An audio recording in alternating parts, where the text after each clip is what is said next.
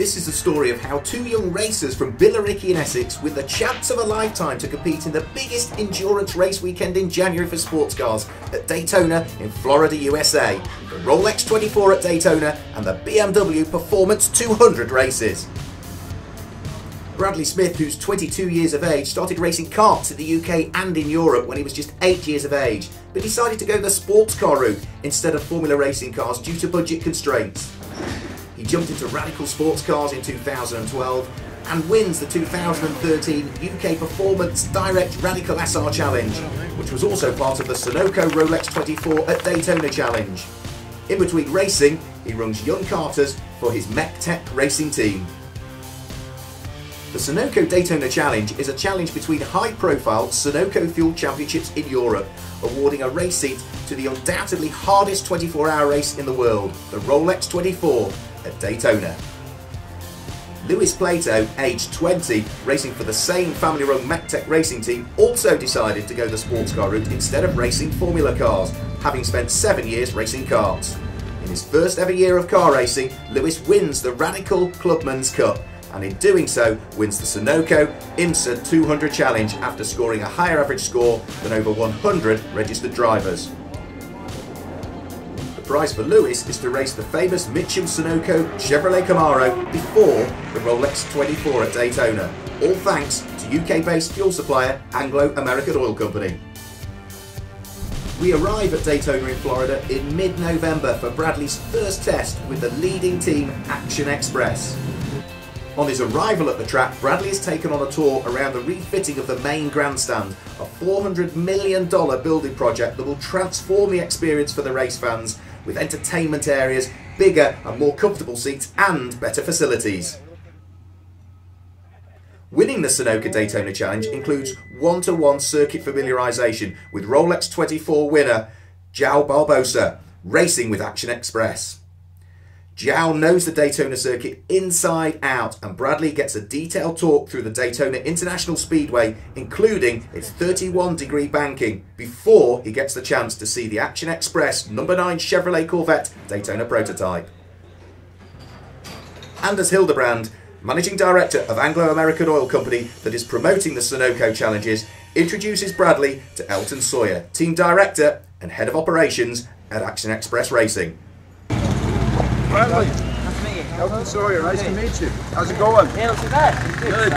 Did Joel give you a ride around? Yeah, I had time to do that, so yeah. So you're a pro now. You got it figured out? Tonight, we'll find out. Bradley will be testing the No. 9 car, which as yet has not been upgraded to 2014 specification. However, it will allow Bradley the opportunity to get used to the circuit and build up his speed. For Bradley, with only 2 years of racing in the Radical SR3 Challenge, his first task is to learn all the new controls and get comfortable with his seating position. As Bradley will travel at speeds far exceeding anything he's previously experienced, it is vital that the seating position is 100%. Bradley gets help from crew chief Keith Johnson to ensure that he sits tight and close at 200 miles per hour on the banking. The new Tudor United Sports Car Championship attracts experienced sports car drivers from all over the world, and it's not a surprise to see that former World Touring Car champion Andy Priaulx walking down the paddock for his first taste of a BMW Z4 GTLM car. Christian Fittipaldi jumps into the No. 9 car to make sure that it's set up correctly. Under what are perfect conditions, Christian shakes down the very same car that finished 4th at the 2013 Rolex 24 at Daytona, driven by João Barbosa, Mike Rockenfeller and Bert Frissell, before Bradley takes over under the watchful eye of Elton Sawyer.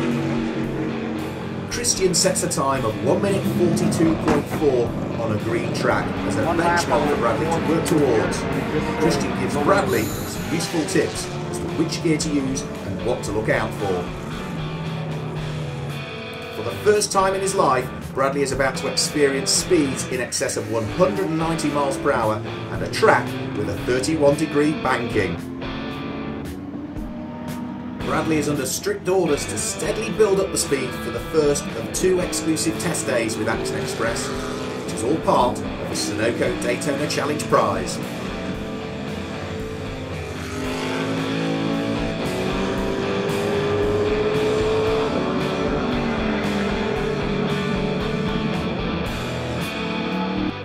Bradley, first time at Daytona in a DP car, first impression? Yeah, I mean, it's fantastic. The car is just so fast. Definitely a big jump up from the Radical that I'm used to. So yeah, it's great to be here, and the track itself, you know, it's just been amazing. What about the banking? Yeah, I mean, that's such a weird sensation when you go up on it, and the speed, it just sort of seems to keep on coming. So yeah, it's great. So hopefully we can sort of, you know, get quite a few laps in, and yeah, see how we get on. I think most of it's just my gear change. It's just getting used to the sequential. Because I can't attack the corner as hard, because obviously you're not using as much engine braking as you know, you guys. Bradley jumps back into the Corvette once more.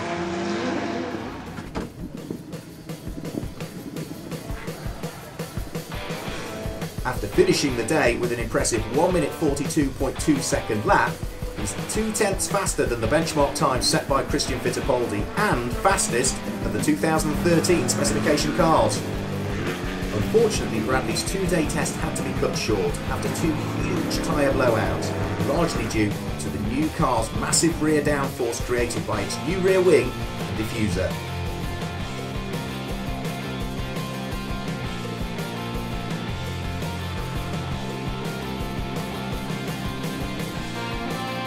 Again, I thought Bradley did a tremendous job. You know, first time at Daytona, first time in a Daytona prototype, and I thought he did a tremendous job in our Corvettes. And he had great speed. We were a little disappointed that we didn't get to run the second day, because I believe he would have been, you know, much quicker. But we have, you know, there was a lot of respect for IMSA and their decision to, with the tire situation, to call the second day off. So it was the right decision.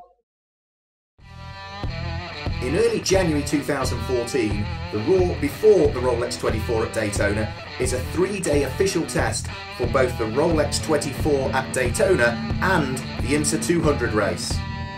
This year is something special, as it is the first year the amalgamated Grand Am and ALMS series are running together for the whole year as the Tudor United Sports Car Championship under the IMSA organisation. For Lewis Plato, our Sunoco IMSA 200 Challenge winner, this is not only the first time he has put a foot on the holy ground of American racing at the 31-degree bank Daytona International Speedway, but it is also his first time driving a car with the steering wheel on the left and an 8-pattern gearbox. Whereas the Radical is lightweight, nimble, and a very stiff sports prototype with the engine in the back, the Chevrolet Sunoco Camaro is a heavy American V8-powered sports car on steroids. Mitchum Motorsport has been running the previous Sunoco IMSA Challenge winners and are used to getting winners up to speed quickly. The BMW Performance IMSA 200 is a 200-mile, 2.5-hour race that takes place on the Friday before the Rolex 24. Hi Lewis, you're here on your last day of testing at the Raw. How are you feeling about the experience so far? It's absolutely fantastic. Can't even believe I'm at Daytona racing. We was here last night watching the Tudors go around in the night time, and that's fantastic. Obviously with a floodlit track. And today we're obviously out driving the Camaro.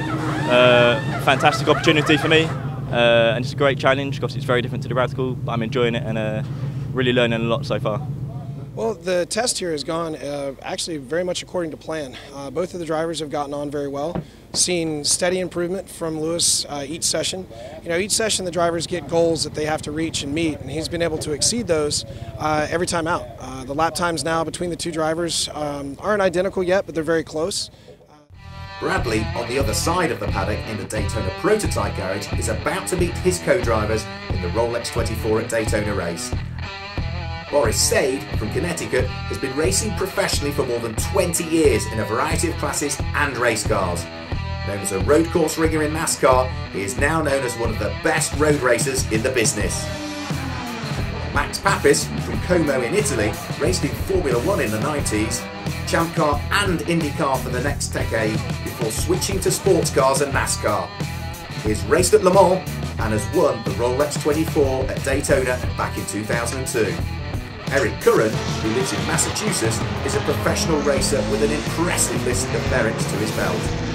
Eric has been racing with Boris for many years in the March Racing Whelen-sponsored Chevrolet Corvette GT car, winning the last race of the 2013 Grand Am season. Can you summarise what you've been up to this weekend? Well, this is our first full-blown test with a DP car at Daytona, even though we've been here twice before with this car. This is the first time we've really been here with our driver lineup that we're going to use for the 24, and the car pretty much, hopefully, the way it will be for the 24. It's our first chance to work with Bradley. We did have him here during the GM test, but unfortunately we had so many car issues, he didn't get a chance to drive but a few laps. And I think he proved his point here. He did a very, very good job. We're happy with him. Tickled pink he's with us, and I think he'll be a great asset to us. An important part of the Raw before the Rolex 24 at Daytona is the night practice, and for Bradley this has been a real eye-opener. So Bradley, you're here at Daytona testing at the Raw before the 24. Can you summarise your day? Yeah, it's been a fantastic day. The Raw's a good opportunity for the teams to obviously practice at day and also at night, as you can see. The night time completely changes everything with all the lights and the traffic. You know, it's a lot to deal with and a big challenge. So that really mixes things up. But you know, I mean, it's great to be here from only 2 years in cars and the karting before. You know, the opportunity that Sunoco have given us is brilliant. So really looking forward now to getting more testing. And yeah, then on to the race. Drivers, start your engine.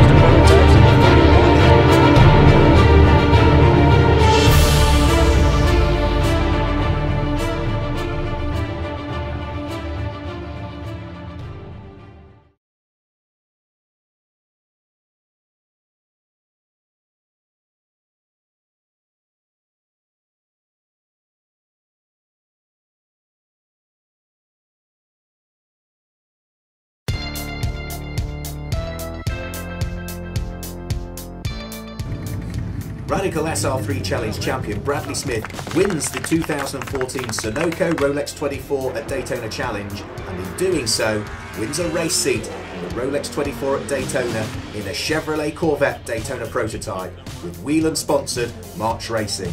But before the big day, Bradley's team partner and fellow Radical racer Lewis Plato, the 2013 SR3 Clubman's champion, is going to jump into another Sunoco IMSA 200 Challenge prize drive, the mighty Sunoco Camaro run by Mitcham Motorsport.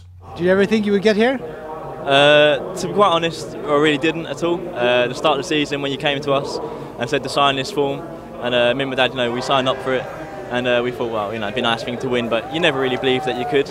And then midway through the season, you know, you think you're leading, you're thinking, oh, well, you know, bit of luck maybe, and then to end up here after the Raw, and now, you know, and now we're here on the grid. It's quite incredible and quite breathtaking actually. Lewis qualifies in 17th position for Friday's BMW Performance 200 IMSA race, and a somewhat nervous Lewis finds himself taking to the start right in the middle of the competitive GS class led by the Maxwell Burford Ford Mustang Boss 302R. Very tight into the first corner, Lewis makes up one place, keeps it on the tarmac, narrowly avoiding a spinning car. Lewis continues to show great pace and steadily improves his position.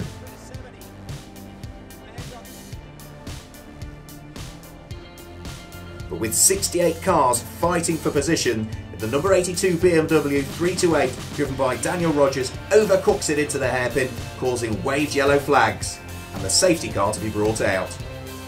This opens an opportunity for the Mitcham team to bring the Sunoco Camaro in for its first pit stop. Lewis hands the car over in 10th position to 2013 Trans Am champion Cameron Lawrence. Lewis, you're out with the car. First session done. It was absolutely fantastic. Thoroughly enjoyed it. I mean, the start of the race and the crowd was absolutely amazing. We had a thoroughly strong race, really strong. Got to P10, I believe, which is fantastic. You know, just what I was sort of aiming for. And had a very fantastic pit stop. I think I've done my job very well. Very happy. Cameron, who sets off to a great start initially, maintaining 10th position before making up places due to multiple yellow flags, and runs as high as 3rd. Despite its brute power though, the Camaro is like a brick on the high-speed banking, meaning that it's unable to keep up with the sleeker BMW, Aston Martins and Porsches. A last-minute splash and dash and new tyres under yellow flags sent Cameron further down the order, And as the track never went green, the BMW Performance IMSA 200 race finished under yellow flag with a Sunoco Camaro in 18th position, unable to make use of its new tyres. The race was won by Shelby Blackstock and Ashley Freiberg in the 4-line Motorsports BMW M3. As the night sets and the morning dawns, it's time for Lewis to reflect on yesterday's race and Bradley to sit in front of the international press on Saturday morning and say what he expects from the race. They're also gifted 2 unique Sunoco leather jackets as part of their challenge prizes. An important part for the drivers is to interact with the American fans, and for an hour and a half before the race, fans get access to all of the drivers, and Bradley gets the chance to get used to how it is when you're famous. Fans from all over the world are keen to see what's going to happen, and we can catch up with a Swedish fan. Absolutely, from Sweden, the first time here in Daytona. It's beautiful, and the weather today is very good. I mean, Swedish people, we have cold weather even on summer. Here are winter time, and you have 30 degrees Celsius, splendid. And the people is so dedicated this race, and we have all this race out here now and give the autograph. And we look forward to be on the grid in 1 hour. Look on the grid with all the cars and the music, and then the startup and the lineup and starting. I look forward to start. See 69 cars out on the grid and just go for it in 24 hours. Beautiful. I thank you, Daytona.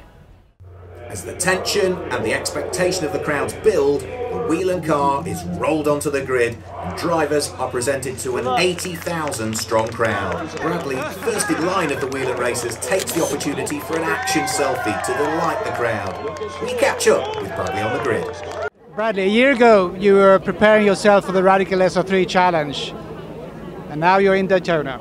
Tell us about it. Yeah, I mean, it's absolutely crazy. I can't believe how many people are here on the grid. You know, it's been a big build up to the event, and you know, we're finally here. So, yeah, we've worked really hard with the car, and everyone feels quite comfortable. So we're just going to try and put as many laps in as we can, and hopefully we end up with a good result. Who starts? We're going to have Eric in the car first, and then I'm going to be the second guy in, sort of, you know, as we go into night time. So that should be really good. Race fans, it is time. Please welcome your Grand Marshal, British sports car legend David Hobbs, with those most famous words in motorsports. Drivers, start your engines. As this is the first start for the combined ALMS and Grand Am cars under the IMSA banner, all eyes are on the Rolex 24 at Daytona race when it is about to start. Eric Cullen qualified the Whelen car in 12th position, with the number 99 Gainsco car driven by Fogarty, Gurney, Gidley and Law on pole.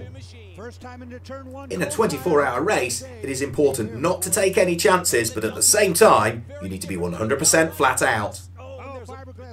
Coming into the bus stop on the back stretch, half an hour into the race, Eric realises something is wrong with the car when it suddenly snatches away from him under heavy braking.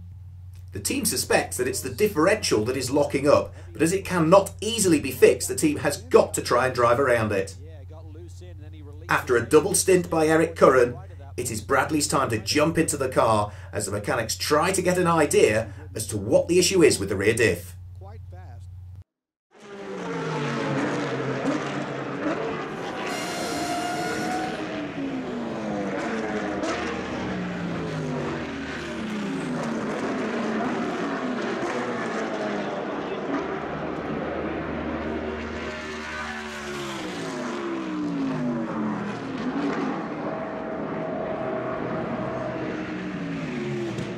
So we just put Bradley in for his first stint. Unfortunately, the car wasn't quite ready for him. The driver, I believe, D-plug didn't want to quite take. We fiddled around it for a little bit, and we finally got it in. It was a longer stop than we would have liked to, but it's better to have fixed it now instead of having him go out, the driver ID plug not working, and then us have to come back in.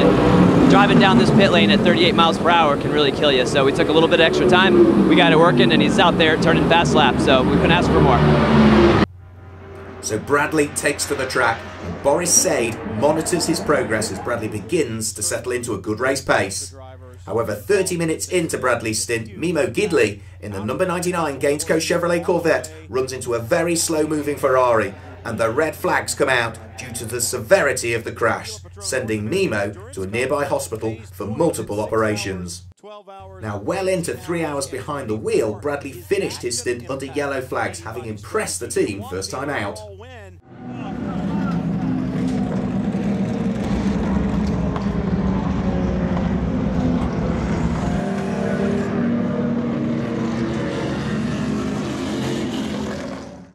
Okay, Bradley, we just came in from an extremely long stint, probably longer than you ever driven before. How did it feel? Yeah, I mean, it was, like you say, very long. We was only supposed to sort of be double stinting, but due to sort of a few full course cautions and a red flag, we ended up staying out there for almost I felt like a quad stint. So, but you know, it's the car feeling really good. Just sort of tried to build myself up. I mean, it's really busy out there, loads of traffic. So, yeah, just trying to get into the rhythm of things, build myself up, and really get comfortable. So. Throughout the night, the Whelan team suffered a broken splitter and lost 28 laps. Bradley's second stint, between 2 and 4 AM in the morning, again he showed great pace, lapping in the 1 minute 42 second bracket, well on the pace and holding position. Later in the morning, the car was back in the garage though for more repairs. We just had a weird thing. We had an exhaust header on the driver's side or left side of the car break. It's weird. It's I heard it getting worse and worse and worse, kind of ticking noise like the exhaust coming apart, and the tube that goes right into the head itself broke off. So the guys are going to have to put it up and get the tube back and try to weld it back up and get us to the end. It's too bad we're running in 10th place, and it'd be nice to finish there. Losing power during the final 30 minutes of the race, the battered race car is still, however, able to turn in the laps to gain back 10th position. Therefore, it can spend the penultimate lap in the pit lane to enable it to take the checkered flag. A great result for a team that only got their car a couple of months ago. After a 24-hour sprint to the checkered flag, it is the Action Express number 5 car of Christian Fittipaldi, João Barbosa and Sebastian Bourdais that snatches victory ahead of Wayne, Ricky and Jordan Taylor and Max Angelelli with a margin of just 1.461 seconds.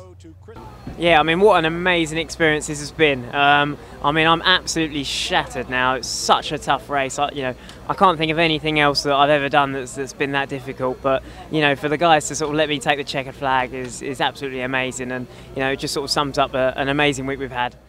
Bradley is an outstanding driver, and you just heard what Max said. Max Pappas, he said that's a future star, and Max is one of these guys that mentors young drivers all over the place. Knows what he's talking about. And I'd love to have Bradley back. I'll tell you that honestly. He's great.